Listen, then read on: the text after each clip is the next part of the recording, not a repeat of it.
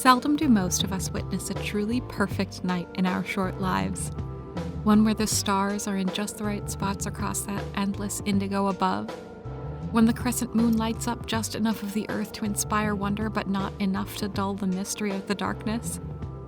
Well, shadow people. The night that's now fallen over the town of Salem might be the very night we've been waiting for, and I'd like to thank you for staying up to experience it with us. The time is 11:30 p.m. on the 25th of October, just half short of the witching hour, and we're ready to kick off the night for all you nocturnals out there. I'm joined tonight, as always, by our historical researcher, Ewan Taylor. Good evening, everyone. And to my left, our freelance reporter, David Lewis. Hey, guys. Man, I am still not used to this late night schedule. Really? It's been a year. You'd think it'd be more nocturnal by this point. Oh, shut up, Ewan. You're not even nocturnal. And as always, I'm your host, Cheryl White. Thanks for having us, as always. Hey, going back to that thing you just said, isn't the witching hour supposed to be like 3 in the morning? I thought it was between midnight and 2 o'clock. I mean, so I'm not 100% sure, but I remember reading somewhere that it was like out-of-body experiences corresponding with a person's max melatonin count, which always happens at 3 in the morning. The what? That sounds like you made it up. No, look it up, I swear to God. Honestly, I've never had a clear answer on what the exact hour is supposed to be, but I've also never asked, so... You haven't asked? Like, in what, like... How old are you? How many years? 58. And proud, child. All right. Do you have a point? Yeah, dude, we're live. Set a good example for the kids. Oh, the kids are up at midnight. Be it midnight or 2 or 3 a.m., the folklore behind the witching hours states that women caught outside at that time of night were under suspicion of practicing witchcraft, which makes this a great time to tease out our main story tonight. In just a bit, we'll be joined by the Chancellor of the Essex County Enchanters Guild and local witchcraft education advocate Sarah McNight, who will tell us all about the upcoming revival of the Frights and Fun Festival, which is sure to be the talk of the town for months to come. Now, before we get into that, let's discuss some recent news. So, David, this week you're covering a story coming out of New York, right? Yes, I am. So this is a story. So a few weeks back, I covered some rumors flying around about New York City Mayor Alphonse Russo. Some anonymous person or persons hacked into his server and found some inconsistencies in the city's budget spending, general money laundering stuff. Oh, you know, like you do. Right, just like you're supposed to do as a big city mayor. So, Russo seemed pretty calm about the whole thing. It looked like he was just really confident that his people would cover it up while the investigation was ongoing. However, there was a different server breach in a lower Manhattan Thrall Hall that brought us an early Christmas. Now, listeners, this is especially shocking because not only is the Mayorship of New York a very prestigious office, it is currently being held by an incredibly boring mayor. Always a dull day there, isn't it? Mm-hmm. Only there were a spell for that. Anyway, reporters have been pretty certain that the missing money was going to some manner of personal affairs. But this news really came out of left field considering the man that we're talking about. With the server breach at the aforementioned Thrall Hall, we now have concrete evidence that the mayor himself was one of their top-paying clients. It's only been a few hours since the information went public, so the mayor's office has yet to make a statement. Excuse me, David, but before you continue, for anyone who might not know, a Thrall Hall is a typically vampire-run business for people who get a thrill, let's say, from being fed on and are willing to pay for it. Which is fine, by the way. We're not belittling anyone for whatever they like. Yeah, for sure. I mean, do whatever with your own time, I guess. Context is everything here, though. This guy has been lobbying against any sort of thrall-based public services for decades. His constituents are not pleased at the moment. So basically, if everything goes as expected, this is going to bring any future political aspirations to quite a timely end. I don't even know, honestly. Like, President Allen used to be in support of a Wolfman cure, so I think that anything's possible. Who even knows, honestly? Either way, we don't have explicit details of what services he was purchasing at the hall, but suffice it to say, he's not actually a vampire himself. No, he's just the parasite. Bold. Thank you. So, yeah, like I said, most pundits are assuming that this will put an end to his presidential campaign rather quickly. I mean, Not that that's going anywhere fast anyway. Before this, he was polling at less than 3% from the Equality Party, and I'm pretty sure that this is going to cost him pretty much everything from the Human Progress Party. Honestly, I'm not surprised. Yeah? Yes, I saw this fool through the worst of his campaign. I was actually living in New York when he tried to privatize the blood banks back in the 80s. Sure, he was never a stake 'em down type, even if some leaked recordings suggest otherwise, but publicly, he was never an ally. It's so fitting that underneath this whole agenda, he was into sexualizing vampires. Well, I mean, we don't know that it was a sex thing yet. He's a human progress guy in a Thrall Hall. It was absolutely a sex thing. I mean, yes, but we're also on public radio, Ewan. I mean, just look at how often he compared them to brothels. So, I'm curious, given that context, isn't it weird that the workers would take him in? I mean, he's not been kind to that line of work. I think at the very least it would have come out a little bit sooner. Well, not really. Confidentiality is key for a Thrall Hall. If a client doesn't want it public, they're protected by law. Yeah, not to mention the backlash that the hall itself would have gotten if the city ever found out. It was basically blackmail at that point. On top of that, it looks like he paid for everything with taxpayer dollars. He got the expensive treatments, too. I'm sorry. He did what? Yeah, what? I actually forgot this part of the story. Why didn't he just use his own damn money? Honestly, I don't even know. If I had to guess, I'd say he was more worried about somebody hacking into his own bank statements than the city spending documents for some reason. I am in love with this, and I absolutely cannot wait for the backlash. David, please keep us posted on that story as it unfolds, but for the sake of time, let's move on to Ewan's story. Please do. Ewan, you covered another public story that's currently blowing up the web. Tell us about Spooktacles. Right. Well, this is a story I've been following for a while now, and if you've listened to the show before, you've probably heard me talk about it in a more pleasant context. Just a little recap. Back in 2012, the astrology department of the University of Alberta, they made a big breakthrough in astral visual communications, allowing for self-cycling energy manifestations in adjunct planes to be visible in ours.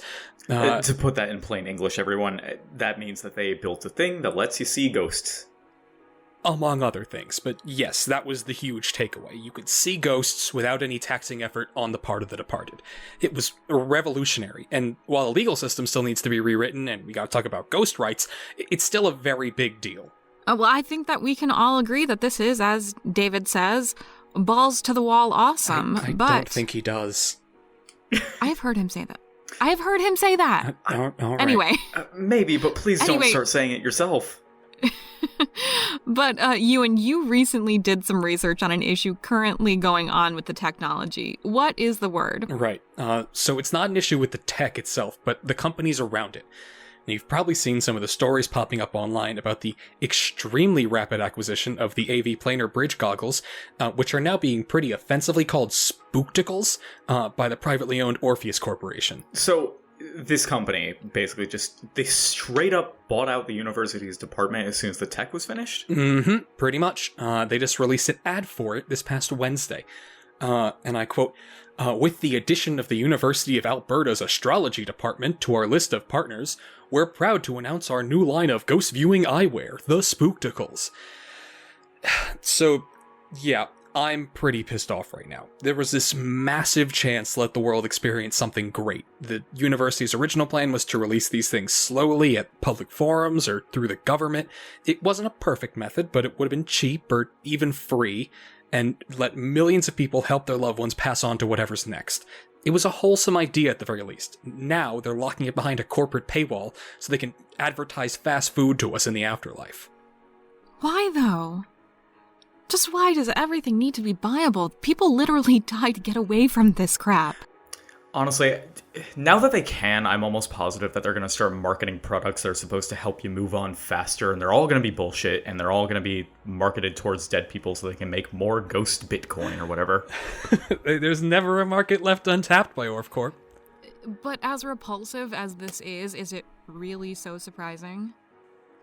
Yeah, but I was really hoping people would be good enough to not literally profit off of wanting to see dead relatives again.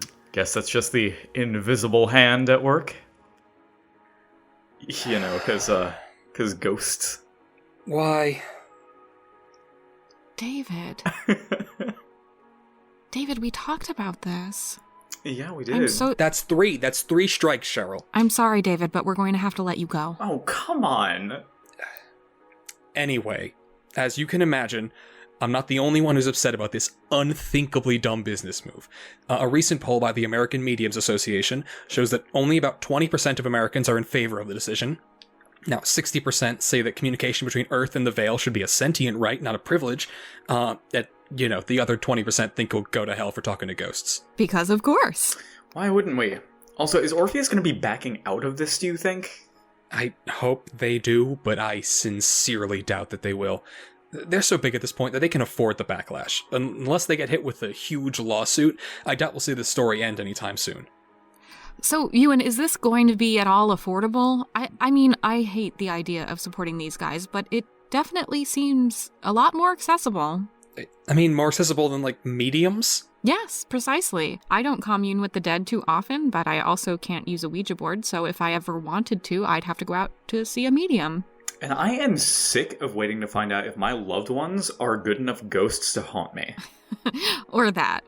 And again, I hate the idea, but it might still be something that's worth it for convenience sake. Plus, messing around with the astral plane and all of that stuff that comes with it is pretty risky and incredibly hard to get right. Every time I try, I wind up breaking something in my apartment. Or letting that awful head thing loose in the studio, David.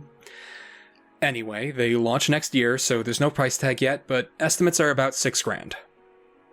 What? People will pay through the nose to talk to ghosts. Anyway, the whole thing's ridiculous, and I'm sure this isn't going to be the last time I talk about it. Also, if any of you out there are using Ouija boards instead, please be careful. It is an incredibly easy way for things that are not ghosts to come into your home. Well, wait a second. Is that warning also applicable to Spooktacles? You're still tapping into the astral plane. Orpheus is just selling that to the public. Uh-huh. And it's almost like they should have done some more extensive testing on it before buying it and putting it on the market. Oh, well, that is certainly a topic for another night because, unfortunately, we are running low on time for this segment. Are you absolutely certain that can't be a topic for right now? That is amazing. Yes. Sorry, we can't keep Sarah waiting too long. Anyway, thank you, Ewan. Definitely keep us posted on any more developments that happen with this. And before we move on, let's play a quick word from our new sponsor.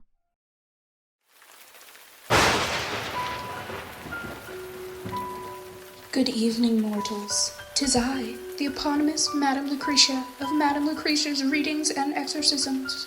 With the spirits rising in the coming days, have you noticed strange things? Does your plush collection seem to rearrange itself at will?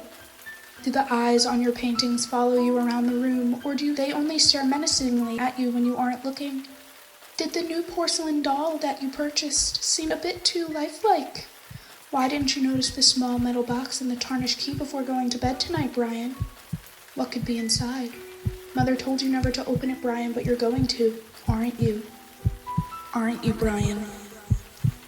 If any of these problems seem familiar to you, or you want to get rid of a particular artifact before the winter snow traps it with you all season, come down to my humble emporium, Madame Lucretia's Readings and Exorcisms. Find us beneath Hard Metal Tattoo Parlor on Oxford Street, now offering a special on doll on hauntings. For every doll you unhaunt, I'll haunt one specially for you. Perfect gift for weddings, graduations, or birthdays. Do not give one as a gift for baby showers.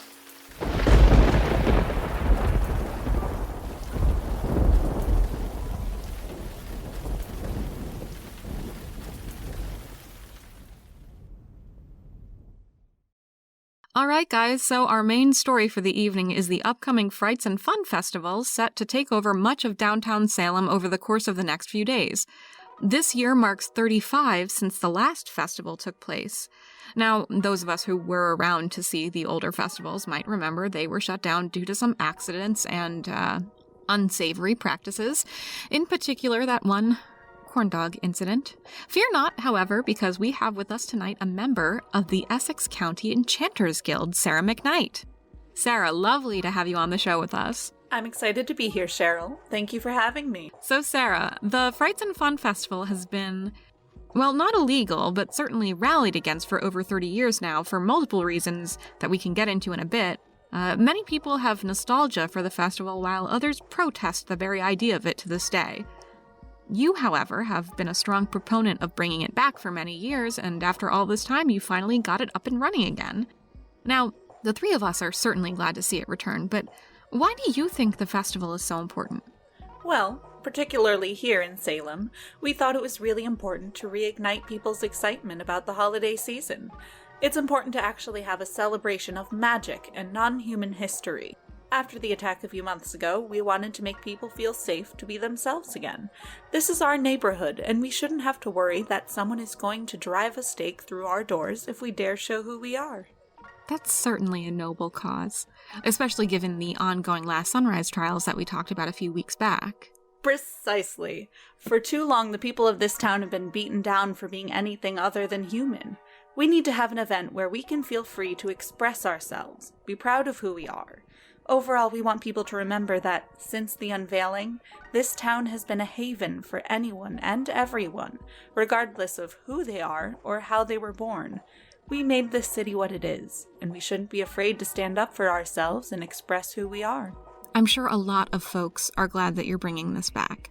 And along those lines, during your last town hall meeting, you and I spoke briefly about aspects of the festival being more educational for some of our younger citizens. When most people think of the festival, if they don't immediately remember the issue with the levitating Ferris wheel, they think of fun and games with the family. Could you elaborate on what educational additions to the festival you plan on unveiling? Well, for us at the Enchanters Guild, there's been a lot of excitement in having the chance to write a few historical inaccuracies that the public still kinda hangs on to. Oh, you mean the whole witch trials thing? Exactly. It may seem a bit like sacrilege to some people, but we find that overall, the whole business of burning witches at the stake and all those legends does more harm than it does good. And, I mean, it doesn't actually do any good, except for the tourism. Well, I mean, tourism is generally considered to be a pretty good thing. Well, for the economy, yeah, but it all harkens back to a darker period and a serious historical misunderstanding. It wasn't anything like what many people think. We wanted to teach people that while the trials did happen, there weren't witches being burned or drowned because they were witches. It was all greed, stealing property, political power. Like you said, it almost seems sacrilegious to go against that whole legend. One would imagine that you probably faced quite a bit of pushback from people, not to mention public concern considering what happened back in the 80s. We faced a lot of challenges over the years. Nationally, most of the arguments against the festival were from people in, well, primarily the Human Progress Party. Of course, I can't say that exclusively, but a lot of people felt uncomfortable celebrating forces that they felt were, in some way, unholy. That's why a lot of the bigger festivals in places like San Francisco and New York stopped. Locally, however, it's been mostly public outcry from people who were around during the last festival in '84. The wound is still fresh for a lot of those people. Right, well, this time around, what attractions can visitors expect to see at the newly revamped Frights and Fun Festival? Oh, so much we're excited for. We've got an infinite corn maze set up, we'll be having jack-o'-lantern races. Ooh, infinite corn maze sounds fun. Also, is there any relation to the Mobius House of Mirrors? Because I hear that didn't end so, I hear some people might still be in there. Somewhat, but no real danger like there was there. Visitors get bracelets, and the bracelets will yoink you back to the entrance after about 10 minutes. Also, the first 5 square miles have been cleared of stalkwalkers, so it's free of anything that will do more than spook you. But yeah, other than that, we've got jack-o'-lantern races, a Madame Pumpkin Patch pageant, and a pyromantic fireworks display all 3 nights. Sounds wonderful. Yeah, always fun to watch some pyromancy. Now, earlier we mentioned the recent rash of hate crimes and intimidation attempts by human supremacists. With the ongoing trials involving the leadership of Last Sunrise, some may feel that such a large celebration of magic and extra-human society is risky. What would you say to people who are feeling a little on edge about the whole thing? This is something we've been concerned with for a while ourselves. We've actually been working closely with Salem PD on this for a couple of reasons. They've been a major help planning security and drawing up wards, so it should be fine. I know a couple of my neighbors are actually concerned about this turning out like last time. Is that... Oh no, absolutely not. The city council have actually stipulated that everything involving food or decorations needs to be done under the supervision of law enforcement. So they'll be handling quite a few of the booths themselves. And there won't be any... There will be absolutely no spiders involved whatsoever. Oh, and no balloon animals either. We're contractually obligated to tell everybody that no balloon animals are allowed. And if any are seen, they should be reported to the nearest Salem PD officer as soon as physically possible. Wait, what? I mean, I don't like spiders any more than the next guy, but the food, the decorations, the balloons, what the hell actually happened last time? From what I've gathered, it was pretty messed up. Not really the kind of thing we should talk about on the air. Yes, let's not bring that up again. I'm sure we'd get a strongly worded email from our supervisor. But along those lines, there are dangers present this time around not related to magical interference. We have already discussed some human progress marches that have been taking place every now and then, and there are already threats against the nonhuman and witch gatherings. What precautions are you taking to keep the festival safe? Well, I'm glad you asked. We scrubbed through everything that happened last time and put together what we feel is the perfect protection system. For starters, the Salem Police Department will be overseeing food vendors, making sure the ground outside of every ride has a cushion enchantment in case anyone falls, and lastly, all rides are fully mechanical this year. They weren't before? And I can assure you that they will be from now on, so there's no need to worry about any magical mix-ups on that front. It seems like the Enchanters Guild has put a lot of effort into making sure the whole area is enchanted. It's completely for safety reasons. Oh, I have no doubt. However, we should address the proverbial elephant in the room, that being the recent, shall we say, trend of people wanting to avoid using magic in their daily lives to keep their bodies, quote, pure. Will these measures be alienating to a portion of your audience? Well, unfortunately, yes. But when you get right down to it, this is a celebration of magic and supernatural peoples of the world. If you aren't comfortable being within that group, then why show up to the festival in the first place? Yeah, that's actually a really good point. Not to sound condescending, but I suppose just don't go. Precisely. Anyway, Sarah, thank you so much for joining us here. If listeners have any questions, where can they reach you? They can feel free to reach out directly to the Essex County Enchanters Guild office or contact Salem PD for safety information. Fantastic. The festival will be going on from October 31st all the way through November 2nd, so be sure to catch it while you can. It's sure to be incredible. We'll hop to a quick message from a sponsor, then be back to take a few listener calls. 5, 2, 7, 1, 6, 6, 9. Hey there! Are you tired of waking up to this noise every night? Faulty wards or shorting implants exposing you to insidious numbers at all hours of the day. I used to be just like you. Let me tell you my secret. It's called Norman's Number Shield. Just lather some of this on your forehead before you go to sleep and never face another night of foreign intelligence probing your brain. And now, available at Spellmart only, the brand new wasabi flavor. Wonderful for moisturizing and keeping your mind clean of heinous spells and scrying. Norman's Number Shield. If you're not using it, you're a willing puppet of the enemy. And we're back. Welcome to the Shadow Dispatch caller. What's your name and what's your question? Hey, am I on? You sure are. Oh, wow. Okay. Hi, I'm Ashley, and I'm, wow, sorry, Just relax, Ashley. Take a breath. Right. So, I was curious about what you mentioned earlier about the Thrall Halls. I'm in college now, and, a friend of mine, a classmate, has started. She recently told me that she started working in a Thrall Hall in Boston. Apparently the money is really good, so it goes miles to help pay for school. I suppose I'm curious what your opinions are on the matter? Fair question. They're a bit of a hot topic nowadays. I'd say, in my experience as a vampire, they can be exploitative at times, particularly in cities or states with large extra-human population differences. However, in most equality states, almost every Thrall Hall is unionized, and that helps to protect both the clients and the employees. For a lot of young vampires, a lot of whom are fresh-turned, it can be a safe space to stay and work. I'm not against them. I'm just not a fan of the clientele. Yeah, I think Cheryl makes a great point. I mean, I don't have any personal experience with it, but, they're willing adults. No kink shaming here. At the risk of seeming, I don't know, contradictory to my earlier story, I don't know how comfortable I am with the whole Thrall Hall thing. Really? Yeah.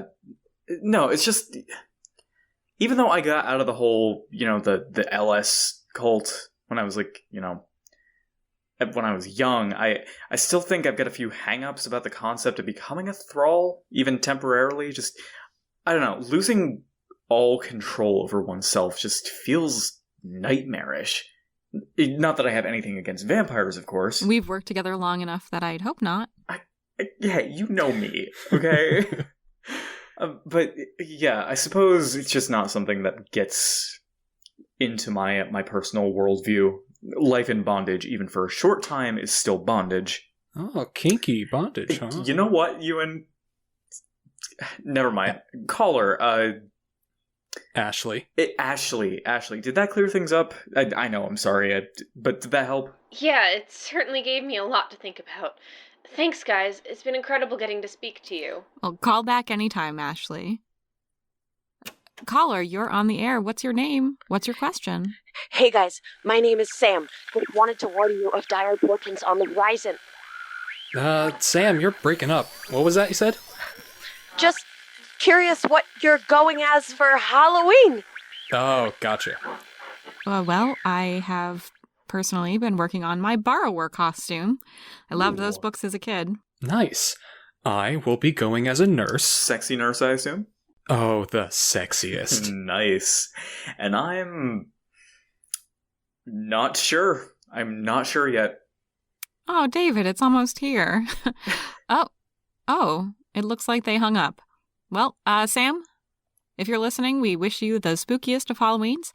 I think we can squeeze in about 2 more calls before we break. Welcome to the Shadow Dispatch, caller. What's your name and what's your question?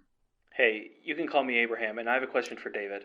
Oh, cool. What's up, Abraham? I've been following your journey outside the last sunrise for some time now. It's truly inspiring, to say the least, how you found your way out. Well, it was certainly a huge step for me. But I've been curious, though. How do you feel abandoning your faith?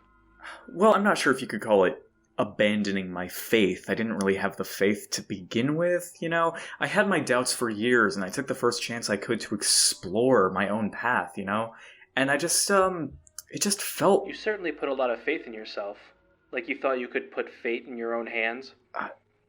I mean, yeah, I wasn't happy with... That's not what you were taught at all.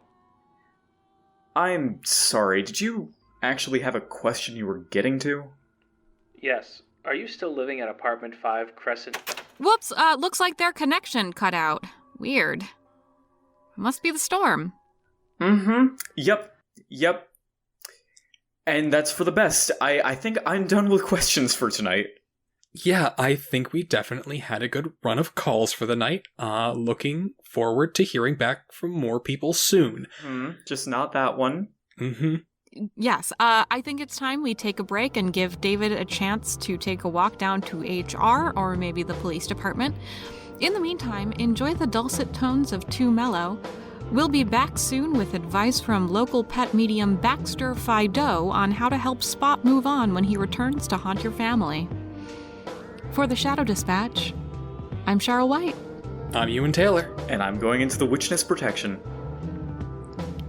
Fired. David. Oh.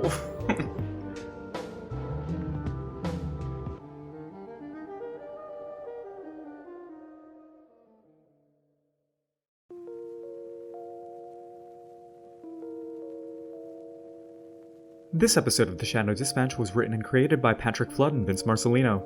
The voice of Cheryl was Suzanna Bornn, the voice of David was Vince Marcellino, and the voice of Ewan was Patrick Flood.